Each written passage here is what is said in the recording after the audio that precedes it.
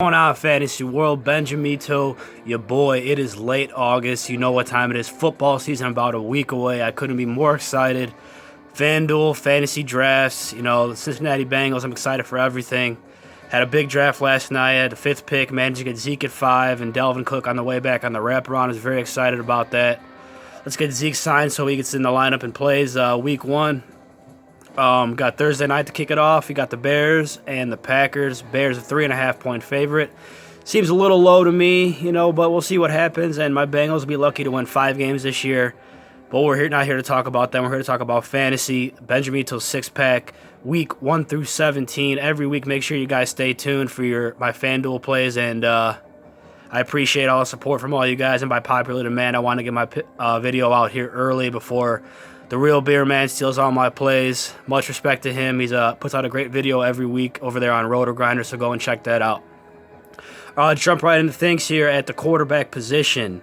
A lot of decent plays here to like. I like to save money at quarterback. I looked at Russell Wilson against the Bengals. It's a great play, but he's a little more expensive, and I think they'll be up on the Bengals pretty big. Might be running the ball a lot in the second half. Jameis Winston at home to the Niners is another great play, but I'm looking here at Kirk Cousins at just 7,400. More of a matchup-based play here at home against the Atlanta Falcons. They were 32nd against the pass last year, so obviously it's a great matchup here. He's gonna be a moderately owned player because of the matchup. Shouldn't be very too highly owned, maybe around 10 to 12%. Like I said, the Falcons are dead last against the pass. They're at home in the Dome, a very high over-under total. He should be at least 250 yards, 2 to 3 touchdowns. I think he can get you to 20 FanDuel points at just 7,400. A great value, a great price. Kirk Cousins, 7,400. Now let's go to my wide receiver stack here. I love the stack, so when this guy scores a touchdown, I'm getting points from the quarterback and the receiver. People are going to think I'm going Adam Thielen, but no, I'm going Stephon Diggs here at 7,200. He's $200 cheaper than Adam Thielen. Not to say that I like him more. I think Adam Thielen's the safer play. He's going to get you his 80 yards, but I think Stephon Diggs has the big upside in tournaments. He's more of a tournament play, not a cash game play. He can have a big day, or he could be pretty much invisible. So this is a high-risk, high-reward play, but I'm going to stick my neck out there with Stephon Diggs and this quarterback stack at just $7,400 and $7,200 respectively. All right, now let's roll over to the running back position here. My first play will be Kerryon Johnson, 7,000 Detroit Lions at the Arizona Cardinals. Arizona Cardinals 30th against the run last year. This guy's a very good young back. He has solidified himself as number 1 back, 3rd round pick in most fantasy leagues, so he's a very good player. Like I said, he's at the Arizona Cardinals 30 against the run. I think he has potential to get you 100 yards and a touchdown there in that game. 15 fantasy points is more than you can ask for, just 7,000. It's going to be a very popular play. I wouldn't be surprised if he's one of the more highly owned players on the entire board.